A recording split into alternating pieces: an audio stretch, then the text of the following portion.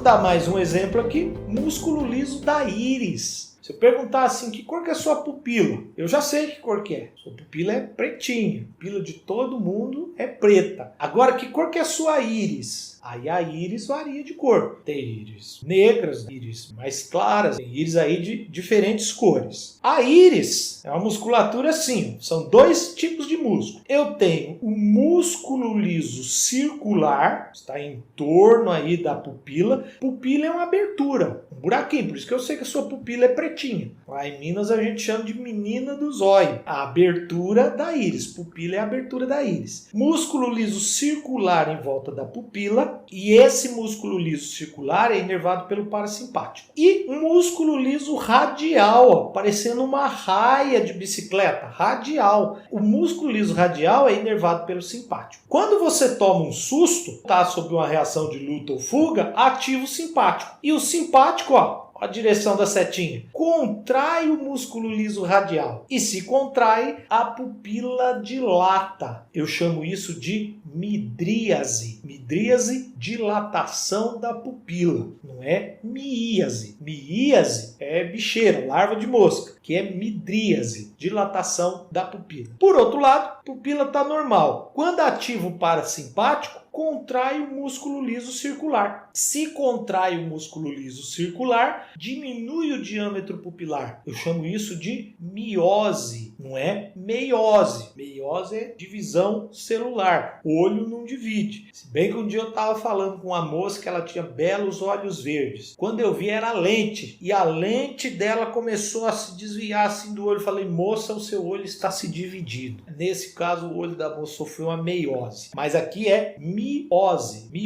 diminuição do diâmetro pupilar. Quando você coloca luz nos seus olhos, ativa o parasimpático. E aí tem constrição da pupila e com isso chega menos luz na retina. É um mecanismo protetor da retina, que está no fundo dos olhos. Nós vimos lá a retina quando nós falamos de visão. Por outro lado, se está mais escuro, ó, pupila dilata e com isso entra mais luz. Numa reação de luta ou fuga, mais luz para você poder enxergar melhor. Quando a gente vai ao oftalmologista, ele vai fazer um exame do fundo do olho. Também mostramos lá para você na visão, vai ver a retina, os vasos sanguíneos da retina. O problema é quando ele coloca a luz, a pupila sofre constrição. E aí? Ele vai usar um colírio à base de atropina. Atropina é um parasimpatolítico. Quebra a ação do parasimpático. Portanto, a pupila fica sob a ação do simpático. E sob a ação do simpático, ela vai ter uma dilatação. Por isso que você não enxerga nada. Entra muita luz, sua vista fica ofuscada. Não consegue enxergar. Ah, mas e se colocar luz? Se colocar luz, não ativa o parasimpático. O parasimpático está bloqueado. Assim, ele vai conseguir colocar a luz por um breve momento e vai fazer o exame do fundo do seu olho. A atropina vem de uma planta chamada Atropa belladonna. Não é peladona, não, é belladonna. Atropa belladonna. Não lembro onde que a mulher que era considerada gata era que tinha pupila dilatada. Então a mulherada fazia chá de atropina para ficar com a pupila dilatada. Por isso que é Atropa belladonna. Coração sai para a boca, porque se quebrou o efeito do parasimpático, coração sai para a boca. Pressão arterial nas alturas, mais gata. E agora aqui, claro, você não precisa decorar. Porque se você sabe que o simpático está relacionado com o susto e parasimpático relacionado à digestão e repouso, dá para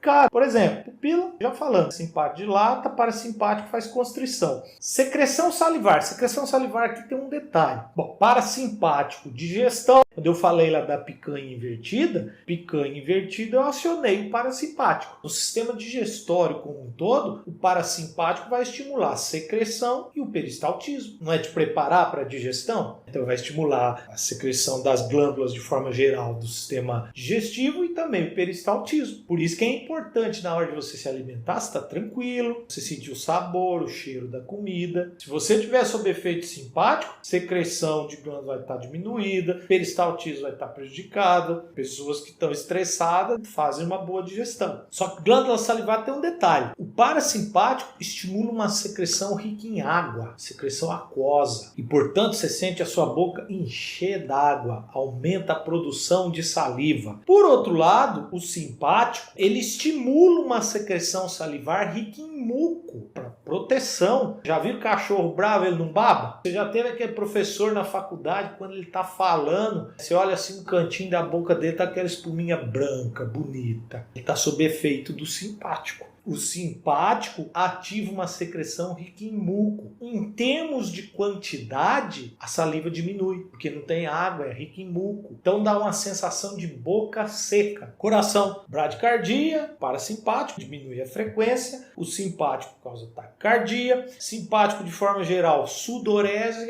Quando eu tomo um susto, eu fico com a palma da mão suando quando eu vou apresentar um trabalho. Piloereção, nossa, ó, me arrepiei inteiro. Tá ativado aí o simpático. Parasimpático, de forma geral, aumenta o peristaltismo e aumenta também as secreções. O simpático, de forma geral, inibe o peristaltismo e inibe as secreções. O simpático leva à liberação da glicose hepática. Ele estimula, por exemplo, a glicogenólise, quebra do glicogênio, para cair mais glicose na corrente sanguínea. Você não está numa reação de luta ou fuga? Você vai precisar de energia. O simpático estimula a glândula suprarrenal. Parasimpático tem uma relação com defecação e micção e com ereção, tanto do genital masculino quanto do genital feminino. Já o simpático tem uma relação com ejaculação. Então, aí você vê, não precisa decorar. Isso aí acontece no seu corpo, você já sabe o que está acontecendo. Quando você toma um susto e quando você está sob o efeito parasimpático. Por exemplo, acabou de fazer uma refeição, ativou o parasimpático. Ativou o parasimpático, vasodilata os vasos que irrigam o sistema gastrointestinal. Aumenta o peristaltismo nessa região, então tem que chegar mais sangue nessa região. E, portanto, chega menos sangue no sistema nervoso central. Por isso que dá sono. Sono pós-prandial, pós uma refeição. Depois que você faz o almoço, você vai e come aquela feijoada bacana, aí você volta para a sala de aula à tarde, você pega a aula daquele professor que vai ler slide, apaga todas as luzes e fica lendo slide. Isso é chamado de sonífero. Isso aí dá um sono, com certeza vai dormir. É o tal do professor Rivotril. Legal demais você ter chegado até aqui, mas não fica com dúvida. Coloca aí embaixo que já respondemos. E aqui é o ponto onde temos um pequeno passo para um estudante de fisiologia e um grande passo para o professor que vos fala. Ajuda aí, se inscreva no canal e senta o dedo no joinha. É de graça para você e valioso para mim. Compartilhe este conteúdo com alguém que possa se beneficiar dele. Bora para a próxima aula.